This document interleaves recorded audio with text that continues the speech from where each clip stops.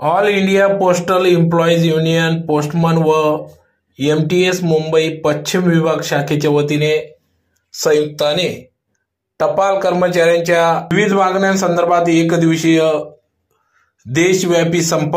याबाबत वृत्त असे की आज दिनांक 9 जुलै 2025 रोजी all India postal employees union postman व एटीएस मुंबई पश्चिम विभाग शाखा यांच्या संयुक्ताने आज एकदिवसीय संप पुकारण्यात आला। यात प्रामुख्याने मुख्य मागण्यांमध्ये पोस्ट ऑफिस कायदा 2023 रद्द करावा, 8व्या वेतन आयोगाची समिती लवकरात लवकर नियुक्त करावी, जुनी पेन्शन योजना लागू करावी, एनपीएस आणि यूपीएस पेन्शन योजना रद्द कराव्यात, पेन्शनधारक कर्मचाऱ्यांसाठी कम्युनिकेशन कालावधी 15 वर्षावरून 12 वर्षावर कमी करावा, सर्व संवर्गातील रिक्त पदे भरली जावीत, आरएमएस आणि एमएमएस व पोस्ट ऑफिसच्या कार्यालयाचे विलीनीकरण आणि तोडणे थांबवावे, आरएमएस आणि एमएमएस कॅडरचा कॅडर आढावा शक्य तितक्या लवकरात लवकर देण्यात यावा, जीडीएस कॅज्युअल लेयर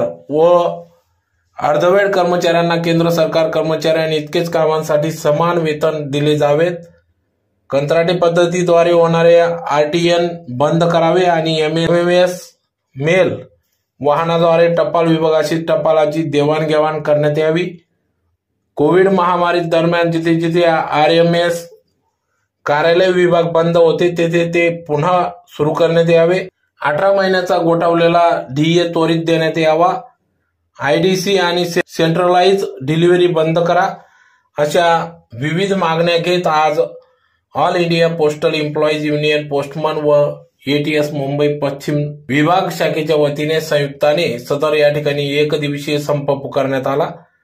यावेळी या ठिकाणी कॉम्रेड आरवी खैरनार, सचिव कॉम्रेड एमडी आयरे, अध्यक्ष comrade M Bhamre, comrade BM Bhamre, सचिव कॉम्रेड एसआर पाटील व सर्व कर्मचारी या संपात सहभागी झाले होते।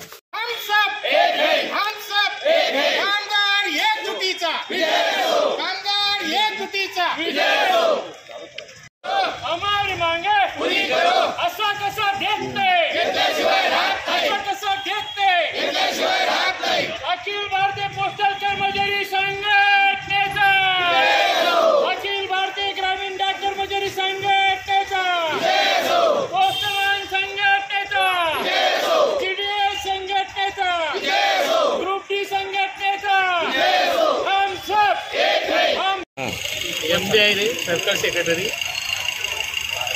महाराष्ट्र सरकारची जी मनमानी चालली ही मनमानी कुठेतरी थांबवली पाहिजे म्हणून जवळजवळ 28 ते 30 संघटना एकत्र येऊन हा देशव्यापी संप केला आहे आणि हे काही आयडीसी वगैरे किंवा ज्या चुकीच्या धोरण हे कुठंतरी याला आळा घालावा त्याकरता आम्ही एक दिवसाचा संप केला आहे। समजा या एक दिवस संपानं जर सरकारवर काही परिणाम झाला नाही तर आम्ही यापुढं बेमुदत संपाची नोटीस गव्हर्नमेंटला देणार आहे।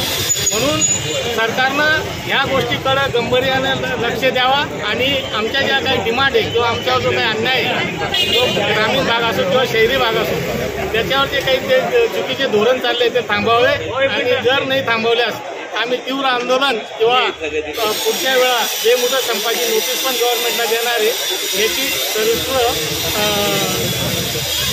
सरकारने नोंद घ्यावी। आजचा जो संप आहे पोस्टमन एमटीएस संघटना आणि जीडीएस संघटना या दोन संघटना या संपात सामील झाल्या आहे। पोस्ट ही तरी संघटना जी आहे त्या संघटनेची मान्यता सरकारने काढून घेतली आहे, त्यासाठी सुद्धा कोर्टात केस चालू आहे। दुसरी गोष्ट सरकार धुळे शहरामध्ये आयडीसी लागू करणार आहे। आयडीसी म्हणजे धुळे शहरातील जे पोस्ट ऑफिस आहे ते एकत्रित करणार आहे, त्यामुळे जनतेचीही गैरसोय होणार आहे। दुसरी गोष्ट इथून 5-5, 10-10 किलोमीटर पोस्टमनला वाटायला जावं लागणार आहे। परत सरकारचं असं धोरण चालू आहे की बाबासाहेब आंबेडकरांनी जे मूलभूत अधिकार दिले कर्मचाऱ्यांना 8 घंट्याची ड्युटी तर ती ड्युटीसुद्धा वाढवण्याचा प्रयत्न चालू आहे। सरकारने काही कायदे कामगारांचे जे कायदे त्यात बदल केला आहे ते कायदे परत जसे ते करण्यात यावं। दुसरी गोष्ट कर्मचाऱ्यांची पिळवणूक करू नये। परत आता जो पे कमिशन लागू सरकारने फक्त इलेक्शन पुरतं डिक्लेअर केलं होतं की आम्ही पे कमिशन देणार आहे, पण त्याची समिती अजूनपर्यंत डिक्लेअर केलेली नाही, कधी समिती ठेवली नाही।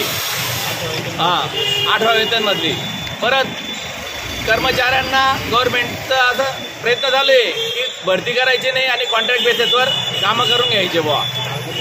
आडमुठे धोरण चालू आहे गव्हर्नमेंटचं. त्यासाठी पोस्टाच्या देशातल्या सर्व संघटना या संपामध्ये सामील झाल्या आहे की सरकारने याबद्दल काहीतरी विचार करावा बुवा. मनमानी पद्धतीने कारभार चालवू नये हा त्या मागचा हेतू आहे. सरकारी कर्मचाऱ्यांना जरी तुम्ही वेतन देतात पण त्या वेतनाचा जो मोबदला सरकार देतं, सरकारला असं वाटतं कमी पैशामध्ये काम भेटणार आहे, पण कॉन्ट्रॅक्ट बेसिसवर जे कामं करणार आहे त्या कामाची गुणवत्ता आणि सरकारी कर्मचाऱ्यांच्या कामाची गुणवत्ता कोरोना काळात सरकारने पाहून घेतलं. त्यावेळेस सिव्हिल हॉस्पिटल, पोलीस, पोस्ट या विभागांनी जी सेवा दिली ती कोणत्याच सरकारी खाजगी हॉस्पिटलवाल्यांनी दिली नाही. तर सरकारने याचा विचार करण्यात यावा एवढं बोलतो.